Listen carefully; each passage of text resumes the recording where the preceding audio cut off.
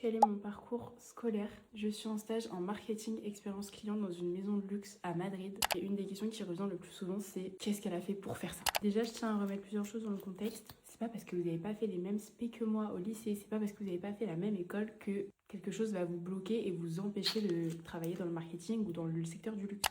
On va partir quand même du lycée parce que je sais que c'est des questions qui me reviennent assez souvent. Moi, au lycée, il faut savoir que j'étais nulle en maths. Et quand je vous dis nulle, c'est que j'avais même pas la moyenne du tout toute mon année de seconde. Et nous, on a été les 2003 la première année à tester la réforme des spé. J'avais demandé les maths, je n'ai pas été acceptée en spé maths parce qu'ils m'ont dit mais si tu fais maths, tu vas rater. Tellement tu es nulle.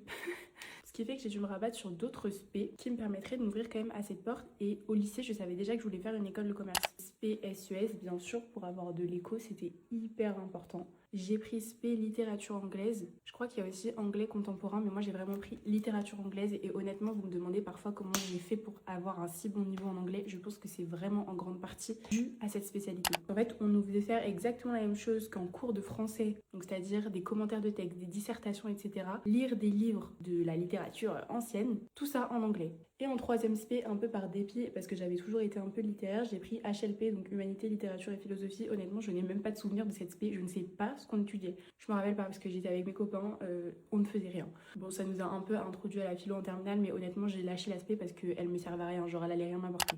L'année d'après, c'était l'année du bac et de Parcoursup. Je savais que je voulais faire une école de commerce sur concours. Et vraiment, je visais l'école actuelle dans laquelle je suis, donc l'IESEG, parce que c'est celle qui est le mieux classée. Si vous voulez faire une école de commerce post-bac, visez vraiment les meilleures, parce que les écoles de commerce post-bac, on sait que c'est pas forcément ce qu'il y a de mieux. Si vous en avez les capacités, honnêtement, faites une prépa et ensuite visez une école de commerce du top 5. Bien sûr. Maintenant, je sais que moi, j'avais pas la rigueur du tout pour faire une école de commerce post-prépa, mais école de commerce post-bac veut pas dire école de merde, hein. La preuve où j'en suis aujourd'hui, c'est aussi grâce à mon école. Ce que je vous conseille par contre, c'est de faire les écoles d'abord du concours Access et de faire en backup le concours Sésame. Donc s'il vous plaît, évitez les écoles dont le diplôme n'est pas reconnu par l'État.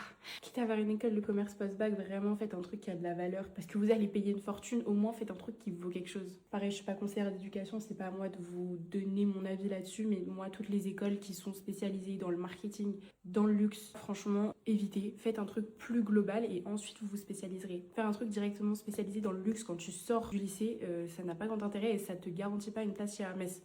À l'inverse, les maisons de luxe, du coup, après avoir fait plusieurs stages et avoir un peu un retour sur le process de recrutement, ils préfèrent largement quelqu'un qui a fait une école de commerce très généraliste, dont ils connaissent le nom et la réputation, et avec des élèves peut-être qui viennent du secteur finance, peut-être qui viennent du secteur supply chain, mais au moins ils connaissent l'école plutôt qu'un truc spécialisé juste dans le luxe, en mode je vais faire du luxe, ça veut rien dire.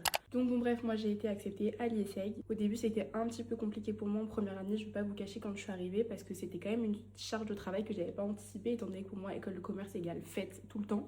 Alors certes, mais le fait que ce soit la première fait qu'ils veulent garder ce niveau-là et il y a quand même une sacrée charge de travail. Je pense que par exemple Paulina peut vous en parler étant donné qu'elle est en première année dans mon école. Moi je me rappelle ma première année comme si c'était hier, j'ai souffert. Rattrapage et tout parce qu'en plus du coup j'avais pas de spé maths et en fait l'IESEG étant une école qui est quand même spécialisée pour son master finance fait que si t'es un peu nul avec les chiffres, et bon courage à toi. Quand j'ai dû découvrir ce qu'était le Lagrangien en première année, alors que je ne savais même pas dériver une fonction, fallait voir comment j'étais stressée.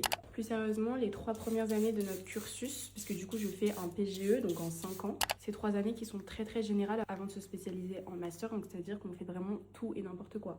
Et ensuite, à partir de la 4e année, tu te spécialises dans un master. Je vais jamais vanter les mecs de mon école pour les cours, parce que honnêtement, je pense que tu fasses cette école ou une autre, ou un BUT, ou peu importe. Le contenu des cours, c'est pas ce qui va t'amener à faire ce type de stage. Ce qui est ouf avec l'école, je trouve, c'est que j'ai la possibilité, mais en même temps l'obligation de partir 2 fois 6 mois à l'étranger. Donc je suis partie 6 mois au Brésil pour un échange universitaire, ça on est obligé et c'est une expérience de dingue. Ensuite, le gros plus de l'école, c'est que tu es obligé de faire des stages et du coup ça te donne la possibilité et aussi l'obligation d'avoir pas mal d'expérience professionnelle déjà sur ton CV alors que pourtant tu es juste en études. Et l'avantage de l'école, c'est aussi la création du réseau des contacts. Vous me demandez beaucoup comment trouver un stage. Honnêtement, quand tu as aussi peu d'expérience que ça, malheureusement ça se fait beaucoup au réseau, au contact. Et là du coup il en va de même avec mon stage à l'étranger. On est obligé de faire un stage à l'étranger d'une période de 6 mois, donc moi à Madrid. Et c'est pas forcément le contenu de mes cours. T'as pas besoin d'avoir des cours sur le luxe pour savoir travailler dans une maison de luxe. C'est pas parce qu'il y a écrit marketing de luxe sur ton diplôme que ça va t'ouvrir les portes facilement. Et c'est pas parce que justement ça ne l'est pas écrit que ça te ferme les portes. Enfin, il n'y a pas d'études qui sont destinées que à faire ça. Enfin bon bref, je suis prête, je vous fais plein de gros bisous et à demain.